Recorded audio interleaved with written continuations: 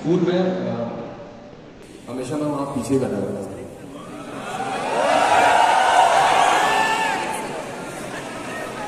और जिस दिन थॉट ऑफ द डे बोलने के लिए बोला जाता था उस दिन मैं बंक मार देता था। आप इधर भी मार सकते हैं, यहाँ पे 80% अटेंडेंस जरूरी है। सो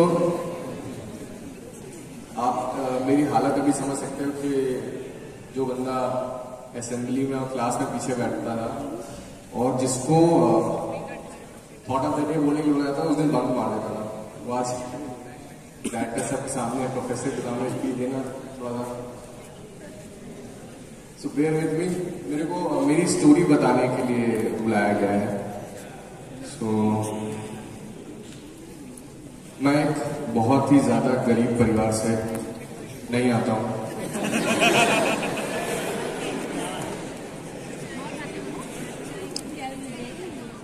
एक साधारण फैमिली से आता हूं, जैसे 90% सब लोग यहाँ पे रहती है, वही सेम फैमिली। हमारे यहाँ पे मैं महर्षि विद्या मंदिर में पढ़ता था 8th क्लास तक। तो हमारे यहाँ पे क्या करती है मम्मी लोग की कि 1 साल का एडवांस में लेके चलना, तो वो हमेशा एक कपड़ा और जूता हमेशा एक साइज बड़ा ही लेती थी, अगले साल भी हो जाए छोटा नहीं हो जाए वो। तो वो येलो कलर की पैंट थी तो वो फोल्ड करके सिल देती थी मम्मी, तो अगले साल जब वो खुलता था वो ट्विन कलर का हो जाता था, तो हम उसको भी इंजॉय करते थे। हमारे पापा को अपने ससुराल जाना रहता था तो वो रास्ते में एक किसी दोस्त से जीप उधार ले लेते थे और रास्ते भर गाड़ी में सवारी बैठाते हुए लेके जाते थे, ससुराल आने के पहले उतार लेते थे। कभी भी इस चीज का अभाव नहीं हुआ कि हम लोग किस तरह की लाइफस्टाइल जी रहे हैं। We enjoyed, we learn from this. कि पापा का जुगाड़ हमने सीखा, मम्मी का optimum utilization of limited resources हमने सीखा। फिर उसके बाद 8th में 96 कुछ % आ गया, तो हमारे पापा को लगा कि लड़का हमारे घर का चिराग है तो कलेक्टर बन जाएगा, तो उन्होंने थप्पा लगा दिया कि यूपीएससी की तैयारी करेंगे उसको। उनने गलती ये कर दी कि उनने 8th क्लास के बाद मुझे हॉस्टल भेज दिया। हॉस्टल जाते से 90 वाले % में 43% होगा, 43।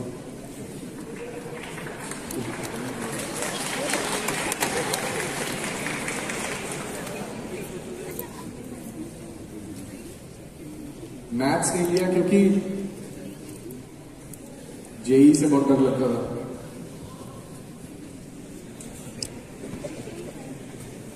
कॉमर्स ले लिया और कॉमर्स में ज्यादा ऑप्शन बचते नहीं है।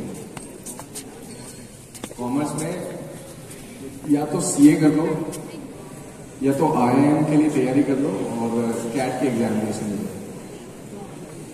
मैंने दोनों चीज कर ली, सीए की भी तैयारी की, उसमें फेल हो गया।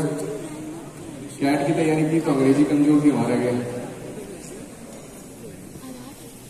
जब कुछ नहीं बचा तो वही पापा का ख्वाब याद आया कि यूपीएससी करना है, तो यूपीएससी करने चले गए।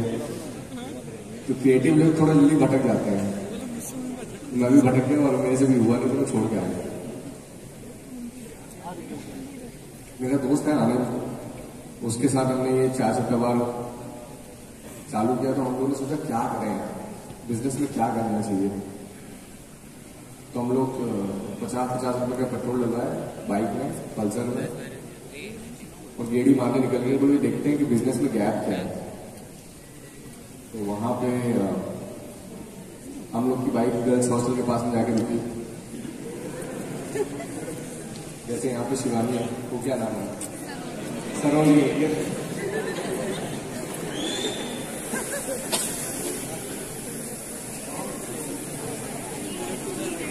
तो जब वहां पर गाड़ी रुकी तो हमने देखा कि सबसे ज्यादा भीड़ पूरे शहर में ही लगती है। सबसे ज्यादा लड़के ही गर्ल्स हॉस्टल में बात में आते हैं।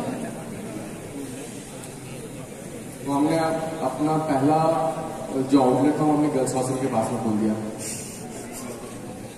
हम लोग लगा कि अगर हम लोग गर्ल्स कस्टमर बना लेते हैं तो लड़के थोड़े सीधे होते हैं, अपने आप आ जाएंगे। वो हुआ भी। वहां पे एक मीनाक्षी गर्ल्स हॉस्टल रहती है, वहां पे हमारी दुकान धीरे धीरे चलने लगी। तो जब हमने चालू किया था तो मैं, आनंद, राहुल और एक मनोज था। सो मनोज बेसिकली उसके मम्मी पापा नहीं है, वो एक डेंटिस्ट के यहाँ पे एक जूते चप्पल जमाता था, झाड़ू पोछा करता था उनके आने के पहले, वो था। तो ये हम लोग का ये ऐसे स्टार्ट हुआ बेसिकली धीरे धीरे करके। और मैं तुमको क्या ही दूं, मतलब मैं तो ज्ञानी बाबा में आपको ज्ञान नहीं बांटूंगा यहाँ पे आके, क्योंकि आप लोग सब लोग टाइम दे रहे हो, टाइम इज वेरी प्रीशियस। सो मैं वही चीज बताऊंगा जो मेरे साथ हुआ, जिस चीज का मैं भुक्त होगी, जिससे हम लोगों ने जो चीज हम लोगों ने सही है, जो चीज हम लोग देखी वही बताएंगे। तो वी स्टार्टेड, हम लोग को लगा था कि B2C बिजनेस टू कस्टमर होता है ना, मतलब उसको काम पे जोड़ा भाई।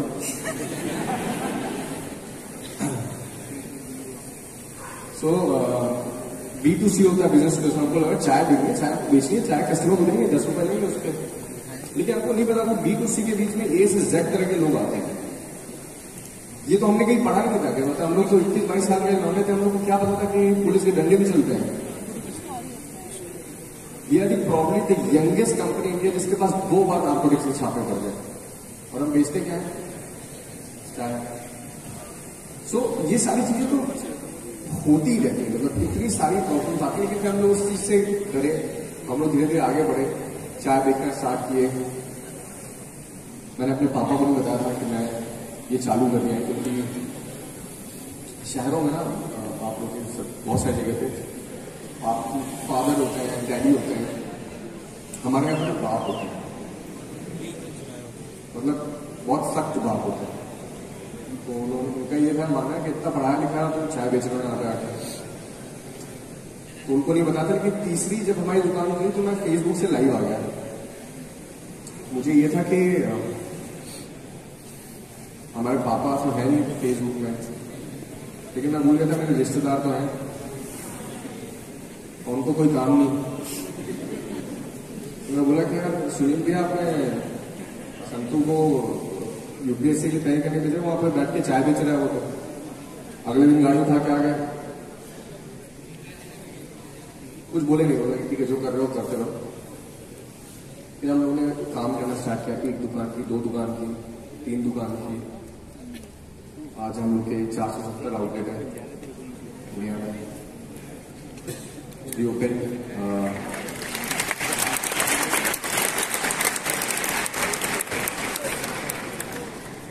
हमने एक आउटलेट 2020 में दुबई में भी खोला, फिर मस्कट, ओमान, नेपाल,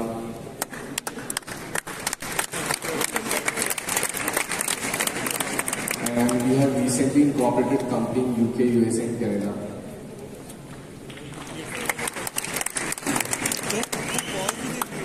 मैं आपको बताता हूँ, मेरे पूरे खानदान में से कभी भी कोई भी फॉरेन नहीं गया, कभी भी नहीं। और हमारे यहाँ पे ना आज भी कई लोगों को लगता है कि विदेश का मतलब अमेरिका ही होता है। तो हम लोग को पहली बार जब चांस मिला दुबई जाने का कि हम लोग वहां पे जाके अपनी शॉप खोलेंगे, बहुत लोगों को बहुत छोटा लगता था कि चाय बेचेगा यार, ये क्या, मतलब चाय की दुकान दुबई में कैसे चलेगी। लोगों ने ऑब्जेक्शन लगाया, और दुबई वॉज वेरी स्ट्रिंजेंट। एक तो पहली बार जब हम दुबई गए तो हम लोग खो ही गए दुबई में। भाई इतना सुंदर, इतने सुंदर लोग, तो पहला ट्रिप तो हमारा ऐसे ही रह गया। फिर दूसरी बार गए, वहां पे कंपनी कोऑपरेट की, चालू किया, और हमको वहां पे एक बंदे ने बोला कि यार आप इंडिया में तो चला ले, तो यहाँ कैसे चलेगा, दुबई में कैसे चलेगा। दुबई तो बहुत स्ट्रिंजेंट है, वाकई में बहुत स्ट्रिंजेंट है वहां पे। मतलब अगर आपको टैप खोलना है हाथ धोने के लिए, you have to use your knee. 3 तरीके के चाकू हैं, अलग अलग क्वालिटी में आपको रखना पड़ता है। मैं बोला भाई ये तो क्या जगह है, ये कहाँ गए, कैसे चलेंगे। फिर हमने समझा चीज किया, तो एक सज्जन ने हमसे बोला कि यहाँ पे कैसे चलाओगे। वो इंडियन ही था, लेकिन वो बहुत टाइम से दुबई में रह रहा था, तो दुबई के लिए उसके अंदर सिंपैथी जग गई थी। तो उसने बोला दुबई में तो नहीं चलेगा। मैं बोला कितनी जनसंख्या जो दुबई में, तो उसने बोला 20 लाख। मैं बोला मेरी जबलपुर जितनी है भाई, और सारे इंडियंस, पाकिस्तानी, बांग्लादेशी देसी लोग हैं ना, हम चला लेंगे। 1.5 महीने वही रुका, एक एक घर में जाके एक एक किटी पार्टी तक में जाके वहां पे प्रमोशन किया हमने, और पहले दिन हम लोग का टर्नओवर 2000 लोगों से ज्यादा था पहले दिन से।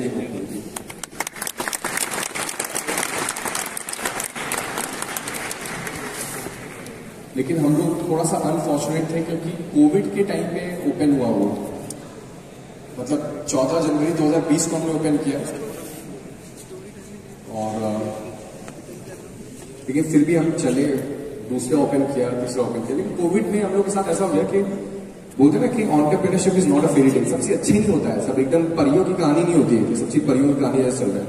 जब आप धंधा करने उतरते हो तो बुद्धि खुल जाती है, नेगेटिव कैश फ्लो होना स्टार्ट हो गया, क्योंकि हमारे सारी दुकानों का किराया भाड़ा हमको भरना था। हमारे यहाँ पे जितने भी लोग थे, हमारे यहाँ पे जितने भी लोग हैं बाद में सारे ऑर्फन्स हैं, डिसेबल्ड हैं, यही लोगों को हम लोग एम्प्लॉयमेंट देते हैं।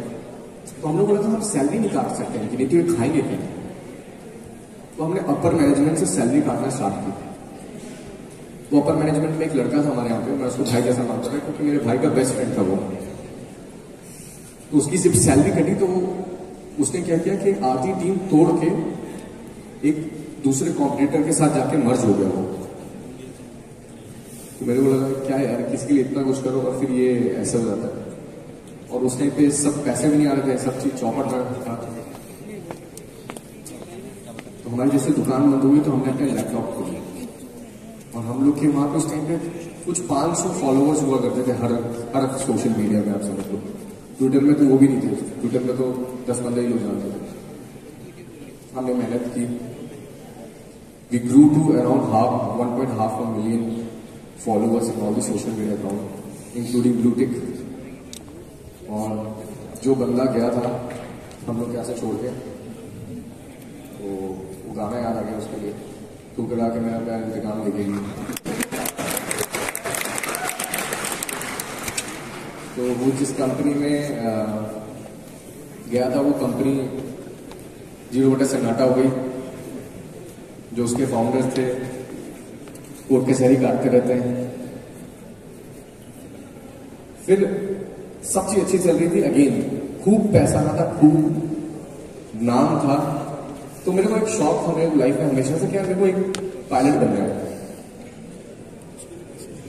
तो उसके लिए मैंने एक एग्जाम दिया, DMCC मेडिकल 2 का एग्जाम होता है, वो आपको मेडिकली फिट रहना रहता है अगर आपको पायलट बनना है तो।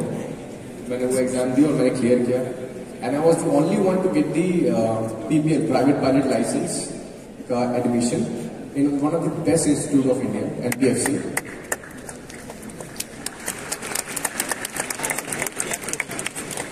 बट जब एग्जाम दिया मैंने, एग्जाम के 2 महीने बाद एक बहुत अनयूजुअल सी चीज हुई। मैं कभी बीमार नहीं पड़ता था, हमेशा फिट रहता था। 2 महीने पहले एग्जाम क्लियर किया था DMT मेडिकल का। 2 महीने बाद मुझे टाइप 1 डायबिटीज हो गई, विच इज ऑटोइम्यून। जब मुझे ये डायबिटीज हुई, और मेरे पूरे खानदान में डायबिटीज किसी को नहीं है। ये डायबिटीज, ये जो शुगर है, ये ऑटोइम्यून है, और ये लाइफस्टाइल से नहीं होती, ये हेरिडिटी से नहीं होती, जस्ट हैपन टू बी, हो जाती है। तो जब मुझे हुई तो I lost 12 kgs of weight, 12 kilo एकदम से घट गया। और इतना ज्यादा टेंशन में रहने लगे मैं कि मेरे बाल और जाने लगे। और उसका एक ही इलाज होता है बाद में टाइप 1 डायबिटीज का, कि that you have to use insulin के इंजेक्शन। आपको खाने के पहले जितने बार भी आप खाओगे, आपको खाने के पहले इंसुलिन के इंजेक्शन लगाने पड़ेंगे। तो मैं पेट में इंसुलिन के इंजेक्शन लगाता हूँ 5 बार, 4 बार, जितने बार भी खाऊं। तो जब मैंने स्टार्टिंग में ये चीज चालू की, इंसुलिन का इंजेक्शन लगाना, तो आई टच कोमा ट्वाइस, 2 बार कोमा टच कर लिया, शुगर लो हो गई थी। और दिवाली के एक दिन पहले निकली थी, अभी 1.5 साल पहले, और बाय लॉ कि अगर किसी को टाइप 1 डायबिटीज है तो he can not fly any more. तो एक और सपना टूटा गया है, अब तो मैं कभी पायलट भी नहीं बन सकता, जो चाह रहे थे वो भी नहीं हो सकता।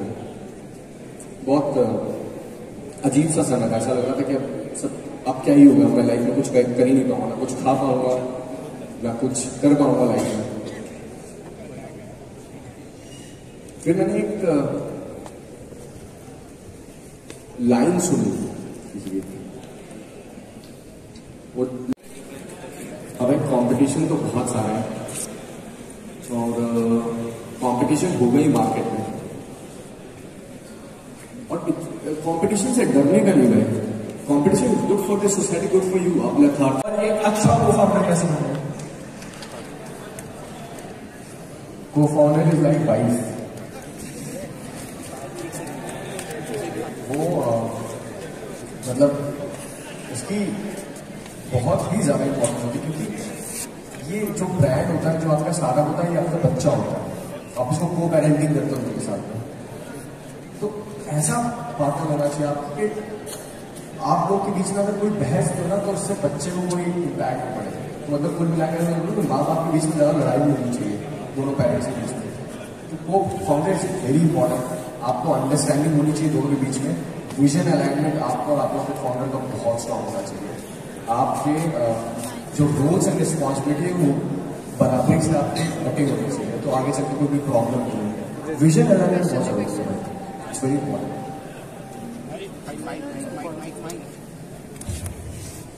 I'm Nadansh, and my question is, what was your biggest competition when you entered the bigger market? Enter which market? Entered the bigger market.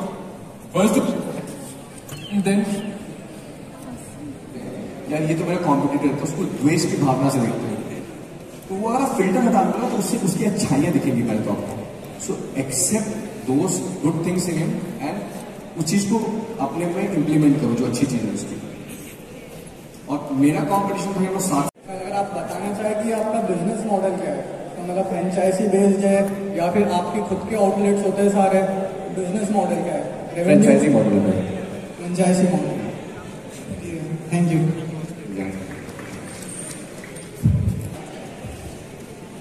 जब चालू किए थे तब ब्रांड तो था ही नहीं, तो मतलब हमने मार्केट गिमिक के हिसाब से रख दिया था वो, कि एक क्यूरियोसिटी लोगों के अंदर डेवलप करेगा और लोग उससे आएंगे। मार्केटिंग में तो नाम के अलावा भी हम लोग दुकान चलाने के लिए जो चीज़ कर सकते थे वो करते थे। जैसे कि हम लोग अपने दोस्तों को ही बुला लेते थे अपने दुकान की टपरी में, तो भीड़ लग जाती थी। कुछ हॉस्टलर्स थे, तो हॉस्टलर्स के दोस्त बहुत होते हैं, तो लोगों को लगता है कि यार इतनी भीड़ लगी है दुकान में, पता नहीं क्या ही अच्छा प्रोडक्ट बेच रहा है। We got the exposure.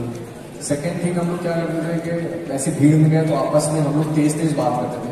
यार वो सुना है 400 का बार बहुत मस्त चलता है, वहाँ चलते चाय पीते हैं। These kind of marketing technique we used to do. So name is also the marketing technique. Like if you provide tea packets of a different flavors, or you could provide different probiotic teas for disease. भाई उसमें भी हम लोग काम करते हैं। हम लोग टी पैकेजिंग इसमें लोग की चाय पत्ती बेचेंगे, but again it's a very competitive market and to study in it then to jump into the market is a very big risk. Still we are race की है इस वेंचर के लिए। बूटस्ट्रैप है भाई, पैसे नहीं रेस किए।